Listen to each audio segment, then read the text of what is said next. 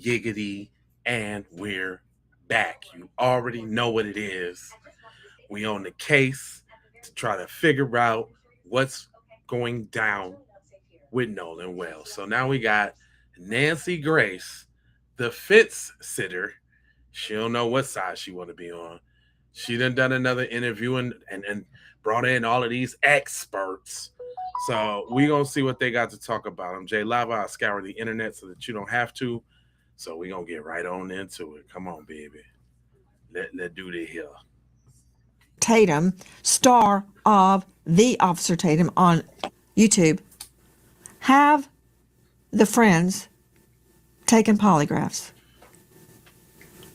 Well, from my understanding, all but I believe one took a polygraph, and from what was told to me, that they all passed. And all of the ones that took a polygraph took one without a lawyer, and they cooperated with law enforcement. So, from my understanding, everybody took a polygraph test. Why do you say that's from what one. You understand? Did they tell you they took a poly and passed? Yes, ma'am. They told me that they did it. I wasn't there, so that's what I'm saying. From my understanding, they told me that all the boys except one, which is Warren, I believe, took a polygraph test. All of them did not have lawyers and did it and cooperated with police. Warren also cooperated with police. I just believe he didn't take a lot to take the test, but Warren is the young man that I interviewed. So according to what they told me, they all took a lot of tech tests and passed. And it's an equivalent of a lot of tech test. It's not a traditional lot of tech test, but it's the same theology of trying to get to if a person is lying. I don't know the name of it. It's an equivalent of a lot of tech tests. It's a different methodology. I don't believe it was a polygraph test. I believe they took other stressors in order to analyze if the people were telling the truth or not. So then the answer to did they take a polygraph would be no. That is Officer Tatum from The Officer Tatum on YouTube. Joining us tonight are two very special guests. Uh-oh. They are convinced of the friends. And when I say quoties, I don't mean they are or they're not friends. They're because not. I don't know. No, they're not. The young men on the Triton boat that took Nolan Wells to Horn Island. Many argue he was on the boat on the return when foul play occurred. Many argue he was not. In fact, the timeline has blown up because there are reports that Nolan Wells was seen on the island after the friend's boat left, which would exonerate them. Is that true? I don't know, and I'm trying to find out. For me, nobody's guilty, and everybody's a suspect because we don't know the truth yet. But we will. Joining us tonight, Tyler Cox, the lawyer for several of the young men, with the law firm Taylor and Cox, him being the Cox.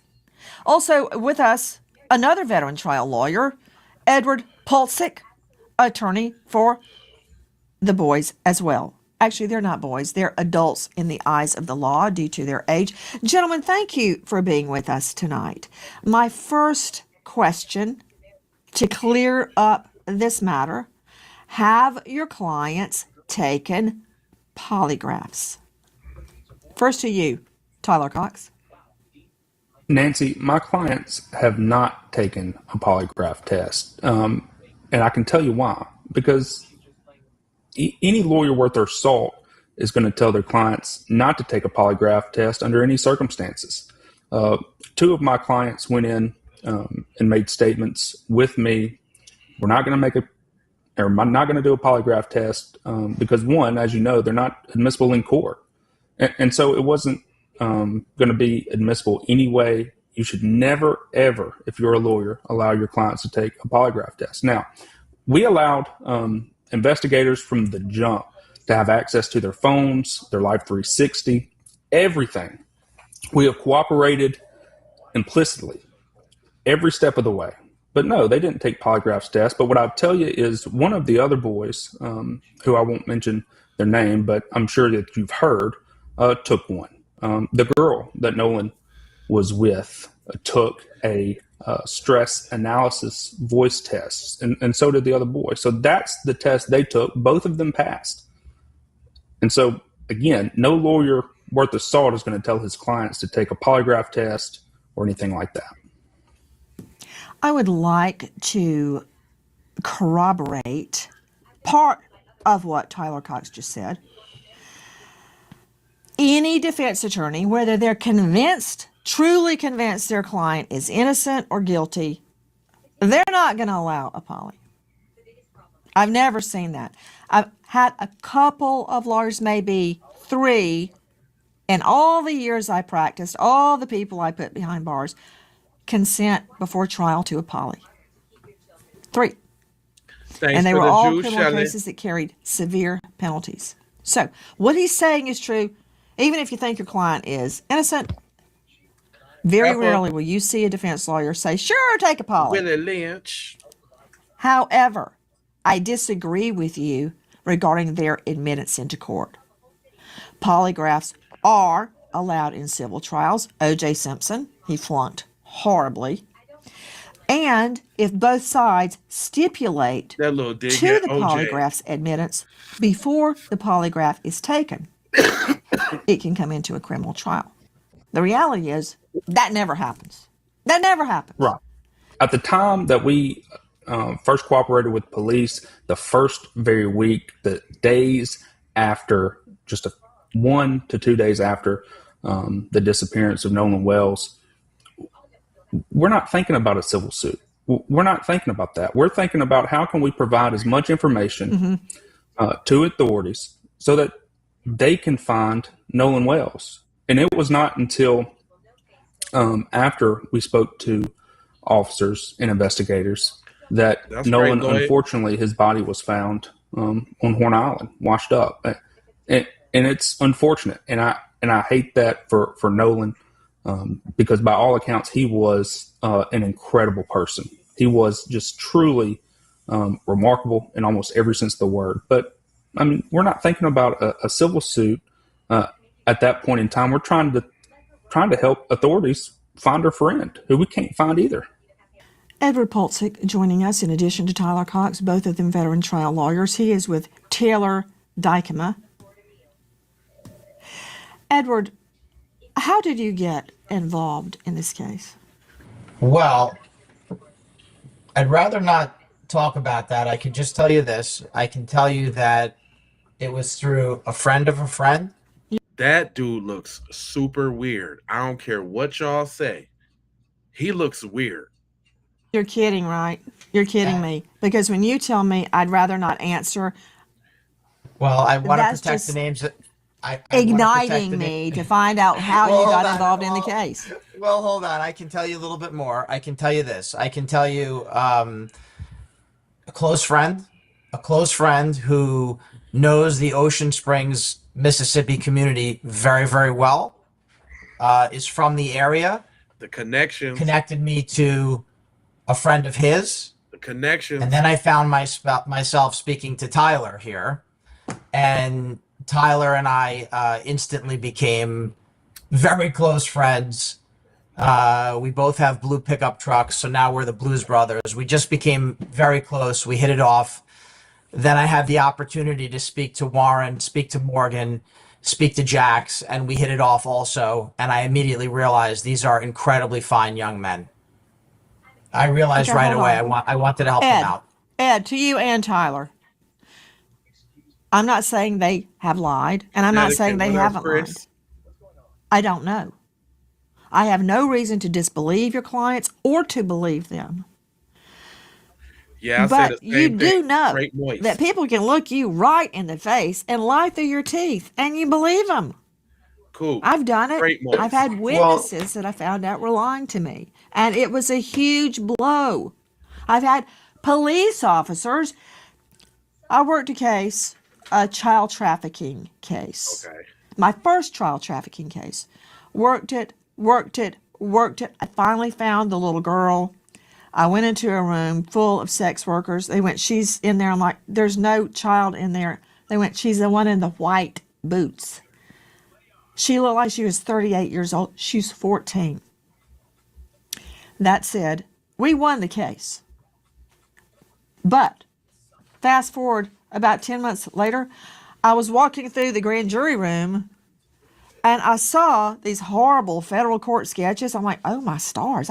Is that who I think it is? It was my vice cops. They had been stealing from dopers and they got indicted by the feds. And I had been out on the street with them every day for months trying to prove a child trafficking case. So just because somebody tells you the sky is blue does not mean the sky is blue. You do know that, right? Yeah, they don't want to hear Well, that. I can tell you this: they were off Horn Island at 4:30 p.m. on July 4th, and Nolan Wells was seen alive. Now we're getting somewhere. How can you prove that to me other than them telling you? I assume you've got GPS tracking and the call to CETO? We have witnesses among other things, but I can also tell you this: they were off the island at 4:30 p.m. and Nolan Wells was seen alive by multiple people at 6 p.m. still on the island. And I'm sure Tyler would be happy to elaborate on that. But this is a no doubt 100%. Please tell me, Tyler. Yes. Because I don't believe any of these people, and I don't disbelieve any of these people. I want to hear about witnesses that spotted him alive after 4:30, because I believe I can confirm the boat left around 4:30. And I'm referring to the Triton. That's the boat they were on. There are a lot of boats. Let's see the video of all the boats out there. So when I say Triton, I'm talking about the boat Nolan was on the way to the island. There's a lot of boats out there and a lot of witnesses too. This is from the Officer Tatum. Okay. There are witnesses placing him there at 6. And I want to be very clear, gentlemen, that I'm not convinced he drowned just because somebody said so. Even if he did drown, that does not mean that there wasn't foul play. Why is that mark on the back of his head? Was he hit on the head and then fell in the water? Was he held under the water? Was it an accident? I don't know. But I am very interested in witnesses that place him alive at 6 p.m. Please tell me, Tyler Cox. So, Nancy, look, we have had multiple witnesses reach out to us. 2 confirmed witnesses that saw Nolan Wells on the island around 6 p.m. on July 4th, well after the Triton, as you said, left around 4:30. And so those witnesses have went to investigators, they've talked to the police, and they've done what they're supposed to do. We've cooperated 100%. So has Where did they see witnesses. him, Tyler Cox? Where did the witnesses see them? Do they know him well enough to make a positive ID? Hey, speaking of a positive ID, control room, please pull up a photo that we showed a couple of days ago. There are 2 or 3 women, white females, walking along the beach, as I recall, each clad in a bikini. There is one, I believe, a white male and one black male walking with them. That, can you zoom in a little bit? That's not really helping me that much. For instance, did your witnesses know Nolan? Can they identify him? Because I'm looking right at this and I cannot identify if the male behind the female on the white, the female wearing a white hat, I can't tell if that's Nolan or not. It's a very blurry photo. I can't make it out. So, do your witnesses know him? I mean, let me see my guess, please. Mr. Polczyk, Mr. Cox, I know the 2 of you. I don't see both of them. There they are.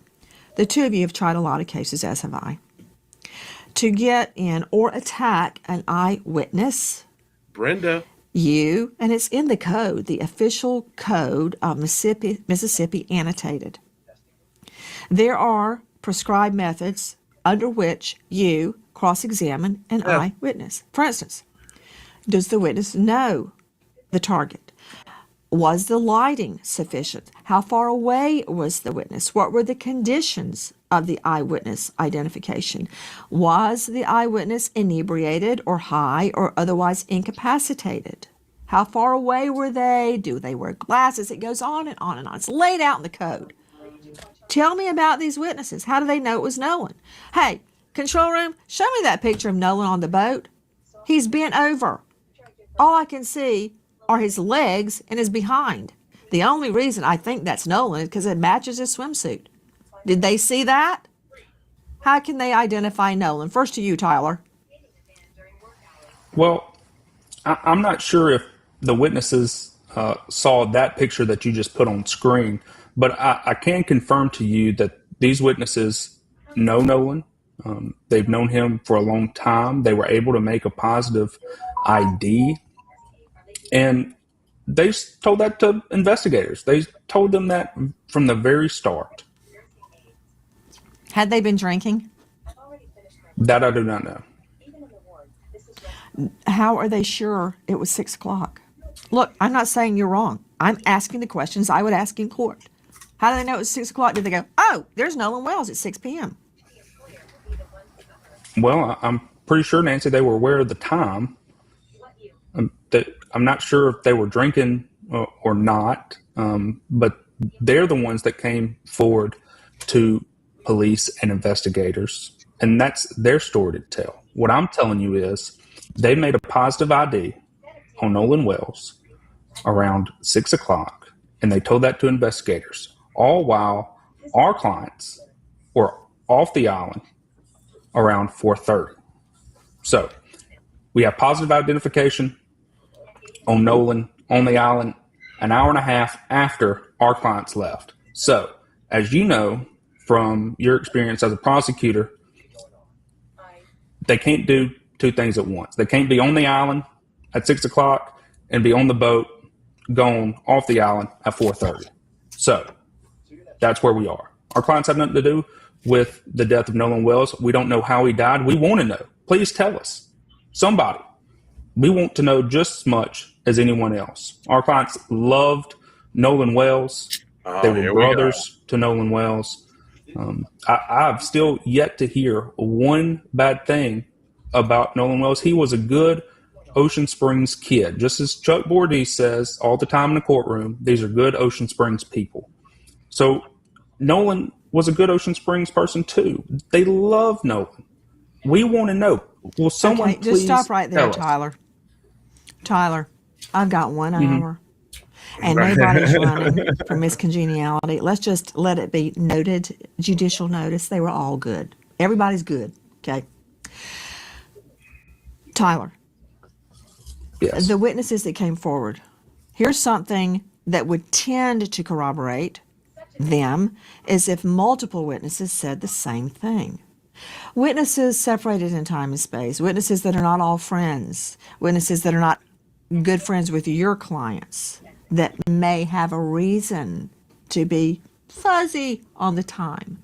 I'm not saying they are or that they're not. Here's my question to you. Are these witnesses friends of your clients? I don't think they're friends, and they're not even the same age. Okay. Next question. How many witnesses place him there on the island at 6-ish? At least two that I know. 2. Do the witnesses know each other? Yes. Were they together that day? Yes. Have they had a chance to discuss their recollections with each other before they came to police? Well, I'm sure they did. Thanks for Nancy, the look, jewels. they did what they were supposed to do, and they spoke to Flower, police what up? officers. And you know as well as I do that if investigators or a DA's office had any sort of probable cause to make an arrest in a case like this, they would. They would have. Or they may be gathering evidence to make sure they've got all the evidence that there is. I mean, I would wait until I had all the evidence, including a completed autopsy. You know what? I'm going to jump ahead. But regarding the body, regarding Nolan's body, we've heard all sorts of inflammatory things. Right. But the one thing that, well, many things are very interesting and probative. For instance, why was Nolan's neck of so much interest to the original medical examiner that it was removed? Right. His foot wasn't removed. His toe wasn't removed. His ear wasn't removed. Why his neck? The lungs and the neck were removed, which obviously Edward Pulsick touches on COD, cause of death. I understand why the medical examiner took his lungs. He had to run tests on them to determine, did he drown? Of course, all three of us know you can drown and there still be foul play. Somebody whacked you on the head. If somebody held you underwater, it could be any number of things. Or it could be an innocent drowning. But why the throat? What was curious about the throat, Ed? Were there marks on the throat? Was there a ligature mark? Was there manual strangulation? Was there a compression? Were there bruises? Were there scratches? I don't know. Was a hyoid missing? I could go on, but I won't. Do either of you know what was of interest to the medical examiner in the removal of Nolan's throat? I'll tell you this. Listen, we're not coroners. We're not medical examiners. We want to know what happened to him just as much as everyone else. Quite frankly, more. Because Nolan was their best friend. Warren, Morgan, Jax. Nolan was their best friend. We want to know what happened. Foxy. We haven't examined Nolan's body. We're not scientists. I just thought maybe you had been somehow told why they took his throat. Okay, that's a note. We don't know why they took his throat. Yeah, we don't want to speculate. Let me start with an open-ended question to you gentlemen. I started with, why haven't they taken a polygraph? I want to hear what your clients are saying happened that day, because my interest is piqued because you stated a young lady, and I assume this is Katie, the mysterious Katie, who turns out not to be that mysterious at all. Much was made of that. Now, one thing about Katie, originally, one or some of your clients said he was with some girl, we don't know her. Then it turned out they had been texting with her, so they did know her. There may be an innocent explanation for that or not. So, explain to me, who were they talking about when they said he was with a girl, we don't know her? Aniqua, thank you for the jewel. He had never met her before, alert. But yet they were texting with Katie, the girl he had been with. I'll throw that to you, Tyler. Do you know the answer to that? Sure. So they didn't know Katie, and they believe that Nolan didn't know Katie before that day. But you have to remember, once they started getting suspicious that Nolan wasn't with them anymore, they start asking themselves, okay, well, where's Nolan? They start texting everyone that they knew. Hey, have you seen Nolan? Do you know where Nolan is? Did he make it back home? All before they called Christine Wells that night, they start asking everybody. And so eventually they end up getting, through mutual friends, whoever, Katie's number. And so I believe it was maybe either Snapchat or text message. They got in communication with Katie. And Katie says, I don't know. We thought he was leaving with y'all. Well, I don't believe that's the case, obviously, because he did not leave with our boys. We don't know what happened to him, but that's Katie's statement. That's how they got a hold of Katie's numbers, because they're frantically trying to find out what happened to Nolan. What's your take on it, Ed? Because I think he's saying they did know Katie. I couldn't tell if he said did or didn't. Did he say they all did know Katie? No, they did not. They didn't know Katie. All right. And they determined who she was. Okay. Right. Hey, hold on. Tyler, you stated your clients, began to get suspicious, whereas Nolan. When did they get suspicious? It was later that night. I believe it was around 9 or 10 o'clock, maybe even 11, that they start saying, oh, well, has anyone seen Nolan? Where's Nolan? Did he make it back home? Does anybody know? They start calling around, texting, asking everybody. And once they determined that no one had the answer about where Nolan was, that's when they called Christine Wells. And then they stay on the phone. My client stayed on the phone with Christine Wells for about 5 or 6 minutes. And then he tells her, look, I'm going to call the Coast Guard just to make sure. And he did. He stays on the phone with the Coast Guard for 21 minutes. Okay. Ed Pulsick, also veteran trial lawyer. Ed, do you concur with that explanation of why they first said, I don't know her, we don't know her, he didn't know her, and then we find out that they had actually been texting with Katie? Right. What's your understanding of that? Again, I had my favorite trial judge, Luther Alverson, would tell every jury, It is your duty to make all witnesses speak the truth. What does that mean? To reconcile the different seemingly conflicting stories, to make everyone be telling the truth and impugn perjury on no one. So maybe there's an explanation for this. Right. Why do they say we don't know her and then they're texting her? So they did know her. That characterization, they didn't say that. There's no contradiction. I can just tell you this. They didn't know her. Nolan was with her much of the day, and he was still on the island when they left. He apparently spent much of the day with this young lady. That seems to be what happened. Isn't that right? But no, there was this Cassandra. young lady was not part of their friend group. That's right. Okay, so when they say they didn't know her, Envy her for the rest of her life. but yet they were texting her, they did know her name. Well, I don't know if I agree with that characterization. Yeah, the Well, premise, enlighten me. the I wanna premise know. is flawed. Is useless. Yeah, the premise is flawed. She's not part of their friend group. They don't know her. I can tell you that it does appear, once again, it appears that Nolan was with this young lady for much of the day. That does seem to be confirmed by many witnesses. And I could tell you this, Nancy, one thing about this island, I did have the opportunity to go to Horn Island. And when you go to the island, everything starts to make sense.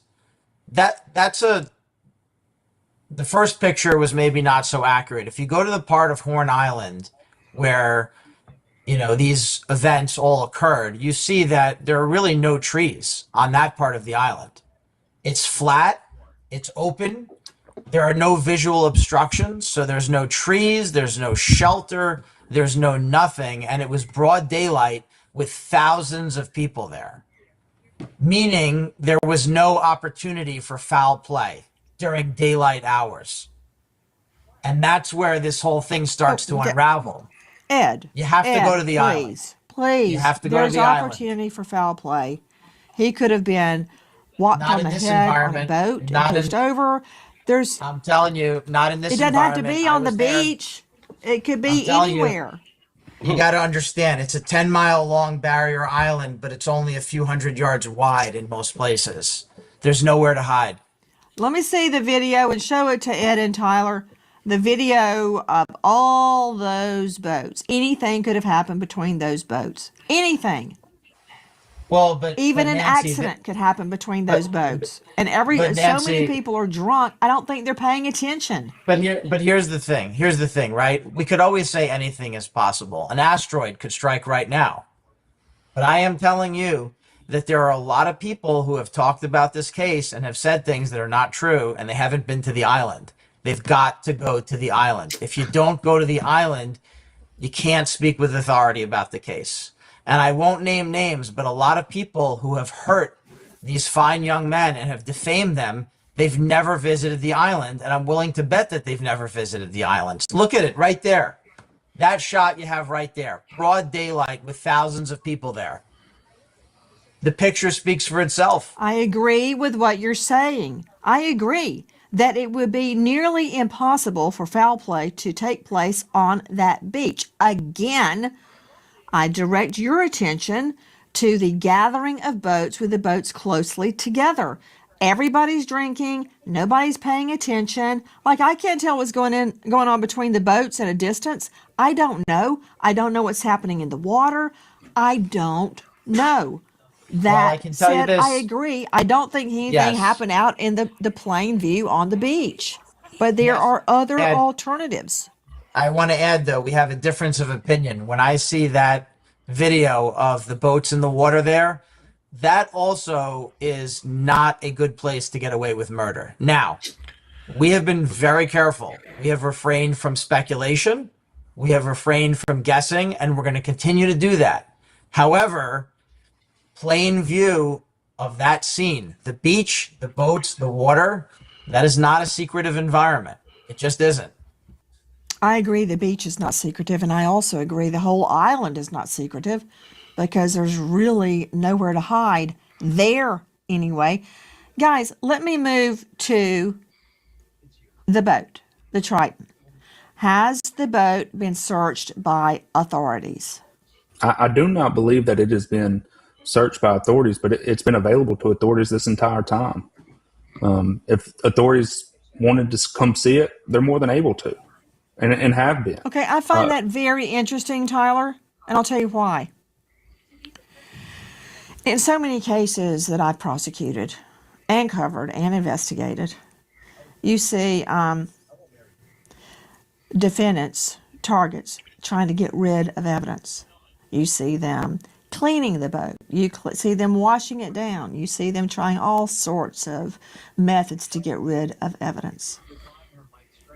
It's interesting to me and somewhat probative that your clients have offered the boat up to law enforcement to come and search it. I'm curious, has the boat not just been searched with the naked eye? Has luminol been used on the boat? Has alternative light sources been used on the boat? Has a cadaver dog come to the boat? Has a scent dog come to the boat? To your knowledge, either one of you. To my knowledge, Nancy, I do not believe that has happened. But again, my 3 clients, either one of them, none of them own that boat. So if it has, you would have to ask the owners. Tyler, do I look like I just fell off the turnip truck? Maybe I do, because we did sell turnips at the farmer's market when I was growing up. That said, you telling me my clients don't own the boat, so you'd have to ask the owner. Come on, you and Paulsick know if the boat has been searched. You know if cadaver dogs or scent dogs, luminol or alternative light has been used on the boat. Can you just tell me? Yes, no. It's not your client's fault. It's law enforcement's fault if they haven't done it. If authorities thought that there was something to find on that boat, don't you think this far out they would have already done it? I would think in the ordinary course of an investigation into potential foul play, I would have gone out there and done it. Just But if you believe there was potential foul play. Just to say, I searched it and it was clean. I didn't find any human blood. Well, Nancy, Cadaver you're dog asking a didn't valid. hit. Hold on, you're asking a valid question. You're just asking the wrong people. That's a question for law enforcement. To your knowledge, has it been searched? Have you been told by anyone that it was searched? I don't have I have any not been told involvement that, with the no. law enforcement. I don't have any involvement in the investigation. I'm We're going to take conducting that our as own a no. investigation. You can take it how you want. We're conducting our own investigation. Wow. Okay. Attention homeowners, Nancy Grace here. Scammers found. Lock ducks. Good luck. Joining us tonight, Tyler Cox, the lawyer for several of the young men. Also with us, Edward Paulsick, attorney for the boys as well. Tell me what you can about the CTO call. I've had renowned experts say, this wasn't doctored. I've had renowned experts say, this was totally doctored. Have you heard the original CTO call from Mississippi Department Marine Resources? Have either of you listened to that call? Because I've heard it so many times, I'm now jaded based on what people think they're hearing, based on enhancements. I even had my own producer, who does not have a dog in this fight, no skin in the game, enhance it. But I want to hear what you guys know about the CTO call. My mind is open. Look, anybody can adjust the gain. Anybody can enhance it or sweeten it. But it doesn't change the fact that just because you put words over some audio means that those words are now attributable to what is on the call. Look, another boy called Cito. We have video that was released of Brandon Tatum. He posted it, and it shows who all was on the boat. At no point in time does this Cito call ever, not once, where you find any sort of mention of Nolan being on the boat, of something happening to Nolan. I cannot state clearly enough, Nolan was not on the boat when it departed around 4:30. Look, the video that you're showing now, does anyone look like, and look, there's the boy that's on The Ceto call right there. Does anyone look like there's a body on the boat or something had just happened? Look, Nancy, you were a prosecutor for a long time. None of these boys have a story that is untrue. Don't you think that after all this time, somebody would have snitched? That somebody wouldn't be able to keep their story straight? No. Look, these boys are telling the truth. Typically, you're absolutely right. That's why I usually don't believe in conspiracies, because nobody can keep their yap shut. Somebody blabs. And Nancy, now I'll say something about the Ceto call. I have heard a lot of versions of the Ceto call. And most of them are either completely fake or AI or doctored. And unfortunately, for folks that are doing that, that may become the subject of one or more lawsuits. It appears that there are hundreds of versions of the Ceto call all over the internet, everywhere online. So now nobody can keep track of it.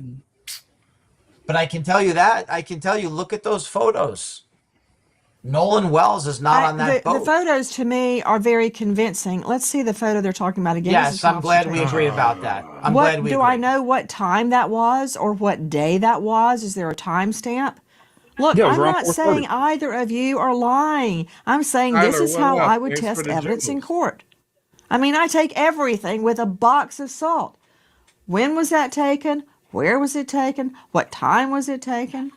Yeah. I'm curious. Is it timestamped? And Nancy, you've been trying this case for over 30 days. The facts are the facts are the facts. These boys had nothing to do with the death of Nolan Wells. Okay, listen, when was the timestamp on that video? Nancy, I'm going to answer it this way. Yes. We don't think that you're accusing us of lying. We don't feel that way. We're just simply saying this. And it's okay. You're asking legitimate investigative questions. And we don't fault you for that. But here's what we're saying. It's been over 30 days. There has never been one shred, one iota, one piece, nothing. There is no evidence that ties Warren, Morgan, or Jax to any crime because they did not commit a crime. They had nothing whatsoever to do. Right. And again, what's timestamp on that video? But that's not our burden. See, that's the problem. You're putting this burden on us, all right? There's never been one piece of evidence. You did that to yourself, Paul, when you said, here's the boat that day and he's not on it. That may very well be true. That may be absolutely true. And I'm saying, when was the video taken? Well, no, I'm telling you. Around 4:30, July 4th. Yeah. And I'm telling you another thing, Nancy. We have multiple witnesses, and we're going to protect their names on the air here. We're not going to air out a private list of witnesses. We are. We're going to protect them. So I want to emphasize that as well. The witnesses that we're talking about, we're not going to do that to them. We're not going to name them here on the air. We're not doing that. I'm not asking you to. Yeah. Well, it sounds like you are. I'm asking you again when the timestamp is on that video. But if you don't know, I'm not saying that that's wrong or right. Well, I'm saying I want to know to corroborate that video. I understand that, but that's not a relevant question for your present guest since we didn't make the video. But I can tell you this. Okay, well, you showed me the video, and that's why I'm asking. Okay, let me ask you something else. Yeah, we didn't show you. You state that your clients... Go ahead. Know of witnesses, or you know of witnesses that placed Nolan at Horn Island alive at 6 p.m. Yes. Yes. 100%. Now, all of this aside, has the boat been searched? Where is Nolan found? Where are your clients found? All that is superseded by the fact that there may be witnesses placing him alive on the island at 6 p.m. And everything else disappears for me if that is true, because I know your clients were gone at 4:30-ish. Yes. Have these witnesses been questioned by law enforcement? Do you know? Yes. Yes. Yes. You're sure? Yes. Yes. And I'll tell you another thing. One other thing. There's a corollary. Nancy, there's a corollary. So there are witnesses who can place Nolan Wells on the island at 6 p.m. There are also witnesses who can confirm that Warren, Morgan, and Jax left the island around 4:30. So both sides are covered. We've got it covered. Well, for me, it's not that simple because I still don't know what happened to Nolan Wells. However, Neither do we. I believe that the GPS, which really cannot be controverted, shows when the Triton left, witness or no witness. I've got that. Now, who's on the boat? I believe that video is going to tell me who's on the boat. But all that, the overarching issue is, was he alive at 6 p.m.? This is where I'm going. Right, and Nancy, I don't can I say care one who thing? was with him last. I don't care if it exonerates or convicts anybody. I just want to know the truth. And it's good to ask, Sir? and I want to say this, it's good to ask tough questions. These are all valid questions, but what we're trying to do for you is simplify it. 4:30 and 6 p.m. End of story. I want to believe you. I want to believe you, Ed. But just because somebody says so, don't make it so. And I'm trying to prove it. That your clients were gone and that Nolan, more importantly, in my mind, was still alive. If that's true, your clients are in the clear. As far as I'm concerned. They are in the clear. And the CETO call and everything else falls away if I can place him alive at 6 p.m. And the people that want to hang your clients, I can't help their unrequited anger. Yes. I don't care. Because somebody, in my mind, was the last person to see Nolan Wells alive, whether it's your clients or somebody else, and I want to find that person that saw this. You say 6 o'clock? Who are they? Make yourselves known. Put us all out of our misery. Help me find out what happened to Nolan. Yes. Nancy, can I I ask can you this? understand. I'm just trying to find out. Yes, sir. Go ahead. Why in the world would these witnesses make themselves public after you've seen more than 30 days of death threats, in-person threats, credible threats, people making threats and getting arrested, all geared towards these boys and others? Why would they become public? Why would they here's come one out answer. public? One answer is they're telling the truth and they want to put it out there. Another possibility the truth to is investigators. everybody already knew who they were, so they went out on Tatum to exonerate themselves. Exactly. I mean, that could go either way. But I see what you're saying. I get it. And Nancy, I still don't know the truth. Have you ever seen any other people accused of the crimes that online internet trolls have accused these boys of go and do podcasts, do interviews, have their attorneys go and advocate for them like this on a national platform like this? If we weren't 100% sure and they weren't 100% sure that nothing they did was in connection to Nolan Wells' death. They left the island at 4:30. He was spotted on the island after that at 6, alive and well. That's it. End of story. Do you think these are actions of 3 boys who, 1, keep their story straight, 2, don't snitch on each other, and 3, have made and had to have made to defend themselves multiple media appearances and have their attorneys do the same? Are those the actions of someone who is guilty? No. Typically, no, I agree with you. But there are cases where killers go out in the front of it and make all sorts of pleas. Please bring my wife home. Please bring my little babies home. Nancy, So yes, I have seen that. I know that's not what you want to hear, but yes, I have seen it. Right. And Nancy, let me give you a really important point here. And by the way, I appreciate some of the things you're saying. And let me just say this. This might be the most important thing. Look, we have a lot of humility. Warren, Morgan, and Jax have a lot of humility. One of the things that we knew when we were going to come on with you is we know you're going to ask us tough questions. We know you're going to ask us tough questions. And we're happy to answer them as best we can. But one thing we've been very consistent about, there are so many things we don't know. right? We won't be able to answer all of your tough questions. And the reason we can't is because we just don't know the answer to a lot of them. But we do know what we know.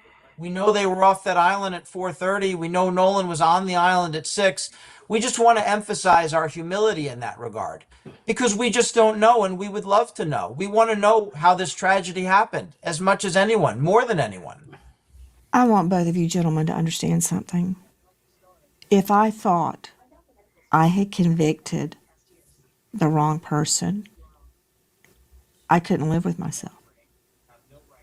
I personally investigated every case I ever tried and put before a jury. I do not want the wrong person, an innocent person, to suffer claims and allegations, much less go to jail. But I do want the right person, if there is a right person. Right, if there is. Which leads me to, I want to believe you and I want to believe your clients. But for me, everything is what can I prove? What can I prove? They say so, so what? Prove it to me. Let me ask you this. Do you know where Nolan's phone is? Anybody? Can Today? anybody tell me where Nolan's phone is? Good question. Right now, as we sit here today. Mike, has it ever been turned over to authorities? No, it has not. You're sure? Yeah. I believe that Ben Crump, using local counsel, sent a letter out just last night, gave it to Don Lemon on his show, and Don Lemon on his show confirmed that they have not given the phone to investigators. Well, that's on investigators because they need to get the phone and they need to look at it. How are they going to get it if they don't give it to them? Warrant? Subpoena Dukas Teakum? Grand jury subpoena Dukas Teakum? Sure, but it hasn't been to the grand jury yet. Hasn't been to the grand jury yet. Are you telling me you don't think a grand jury is convening on this? I think they are. I don't think they have looked at Well, the you case said, how do you yet. get the phone? You obviously get the phone. Police go say, hey, can we look at the phone? And they go, sure, here it is. That's one way. Well, or you're what if they don't give it to investigating them? potential crime. You get a warrant and you go, hey, give me the phone. Here's the warrant. That's two ways. Or you get a grand jury or a judge's order. There's all sorts of ways to get that phone. Well, Nancy, you could just ask and they hand it over. Yeah, Nancy, why didn't they give it to has the? Yeah, Nancy, why? Yeah, why? Why is that phone hasn't been turned over? Why? Why? I guess Why would the DA's office need to get a warrant? But I think it should be, and I think it should be asked for. Look, I am not stirring the Nolan Wells phone pot with you. I got bigger fish to fry with you two gentlemen. I'm just curious. I mean, wouldn't that put a lot to bed if we could look at the phone and look at the GPS tracker on it, look at the route? I mean, look, Yeah, I know where my twins are right now because they got Live 360. Yay. Nancy, why can't we look at that? I mean, Nancy, we want more evidence. Let's get it all. That's the thing. That's the beauty of it. When you're telling the truth and you're representing three innocent young men, the beauty of it is you want more evidence. We gave our phones up. We let them do a phone dump of our phones. Which I find very, very interesting. Because a phone dump, everybody shows where the phone's been, what time it was there. It's not hard to do. It pings off phone cell towers, and you can tell as it progresses along. Not hard. Easy. And I find that probative because it will tell me when the boys went to Horn Island, the young men, and when they returned. It's better than an eyewitness to me. Tyler, what else do you have to add? Nancy, we have told you, we've told everyone we could, we've shouted it from the rooftops. The same story over and over again. There's no other way to say it. It's like banging our heads against the wall because nobody, at least in the online atmosphere, will listen to it. We've said the same thing over and over and over again. We can't say it any other different way. That's the truth. The truth is what it is. Disclaimer, NMLS over with cents. And good luck. I truly believe that submitting to polygraphs or having the boat searched by law enforcement with scent dogs and cadaver dogs and luminol would go a long way to stopping the speculation. But again, all that aside, if I could speak to or hear from those witnesses placing Nolan alive at 6 after your clients had left the island, I feel that the investigation would take a different turn. In any event, we do not want to pile on any individuals suffering if they are in fact innocent. That's not what I want. I want the truth, as I believe you do too. Well, of course I do. I'll be happy to reach out to them and at least ask them. Best I can do. That said, gentlemen, I appreciate you coming on with us, and I invite you back to answer even more questions. Thank you, Nancy. Cox and Pulsick have been in court today, throughout the day, on another matter and have joined us here and answered a lot of questions and didn't answer a lot of questions. They say they don't know the answer to. And they could very well be telling the truth. So when will we know the truth? And my burning question at this hour is, if those witnesses are telling the truth, that Nolan Wells was alive at 6 p.m., how did he die? Who was the last person with him? And why, tonight, 1 month later, do we not know the truth of what happened to Nolan Wells? If you know or think you know anything regarding this case, and I implore the FBI to enter the investigation, dial 228-769-3063. Repeat, 228-769-3063. There is a $125,000 reward for information leading to the truth of what happened to Nolan Wells. I also implore you, please, we can take the trolling online, don't care, but the death threats, no. To anybody. Let the law unfold as it should. We remember an American hero, Chief William Rosen, Neptune Township, EMS, New Jersey, killed in the line of... Yeah, okay, whatever with all of that. Yo. Everybody that's new here, I need you to go ahead and hit that like button and that subscribe. This is how we do it on the Keep It P podcast, busting it down on the Nancy Grace side of the game. I have some more Nolan Wells updates as well, because TMZ just did an interview with Don Lemon, and I got another one with Chris Cuomo and that same lawyer, where they divulge some information. So we own it like we own it tonight. I ain't even gonna hold you, but I'm emoji, fold you, and scold you about being on code. You know, I got 4 words for you. I need you to go ahead and subscribe for the vibes, like for the spike, comment your vomit, share if you care about getting Black empowerment everywhere. Please do that on the platforms that we are on, Jones. And just to bring it on home, I got love, peace, blessings, and aloha. I'm out the Doha for Shoha. I'll be right back in about 30 minutes, and we're going to go over this other case for Shoha. Yeah, good.